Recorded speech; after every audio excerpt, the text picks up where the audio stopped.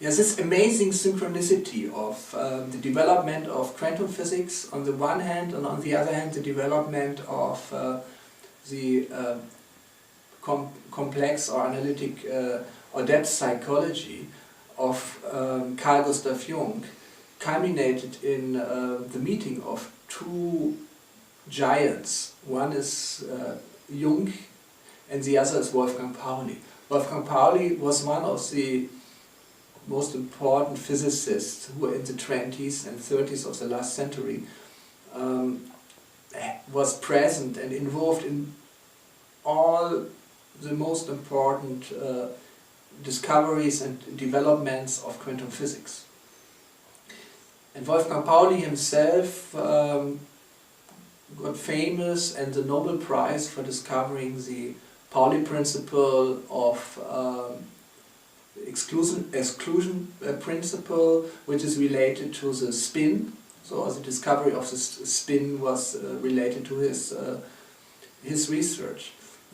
Pauli got to know Carl Gustav Jung in the first place as his own psychologist and psychoanalyst. But from this meeting between a doctor and a patient, first of all a long friendship of more than 20 years developed, and then also a deeper collaboration between Jung and Pauli, and also a very inspired but also controversial discussion. And it was always about the one topic, that physics and psychology have to meet, because psychology is describing the inner world, physics is describing the outer world, but both of these geniuses were convinced there's only one world. So why shall this one world be described by two completely different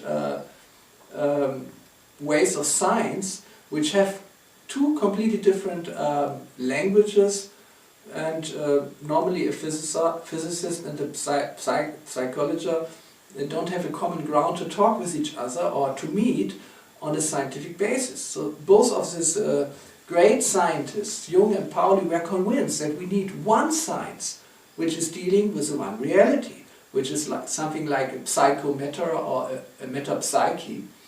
And you even see by these difficulties which we have in just naming it, how shall we call this one reality, that we need a new language. This is what Pauli and Jung called a neutral language. We have to develop a new neutral language to talk about this one reality. And both Jung and Pauli were not just pure scientists in a way, but they also had a deep metaphysical, or I would say also alchemistic background. So it's very, very interesting discussion, both of them, which in the end, when both of them died in the 50s, didn't give a perfect answer to this question, but just stressed the importance of this project to bring matter and psyche together in one science. And I'm very strongly convinced that we have now a clue to solve this conflict between matter and psyche by looking at the science of the informational field. And this is our work which we do with TimeWaver. We understand that behind matter there is a dimension, a physical dimension, the informational field, which is responsible for the physical processes, which is also partially in control of these physical processes, and which on the other hand is very deeply connected to the human psyche. So this information, looking at the informational field, is looking at the level of reality where psyche and matter at least meet, and to get an insight into the dynamic processes of the informational field helps us to understand why things are happening the way they are happening, how psychic or psychological states connect to events in the real physical world, and how the other way around works. This is what Jung called and Pauli called synchronicity,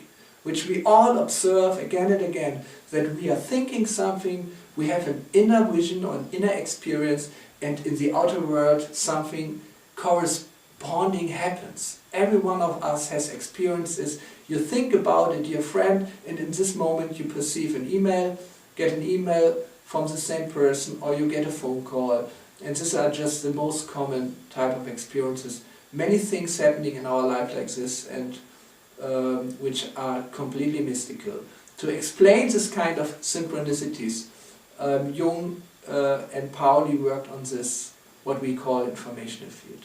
So TimeWaver is designed as a practical an interface, a quantum physical interface, to communicate with the informational field, to get bits and bytes of information from the background of physical and psychological reality, to more deeply understand why things are happening in the way are actually happening, and also to get a clue how to solve the problems on a very deep level. So this is the intention of the work with TimeWaver, to understand and to treat problems or diseases on a deeper level, on the level of the informational field, and practically start to work on this level.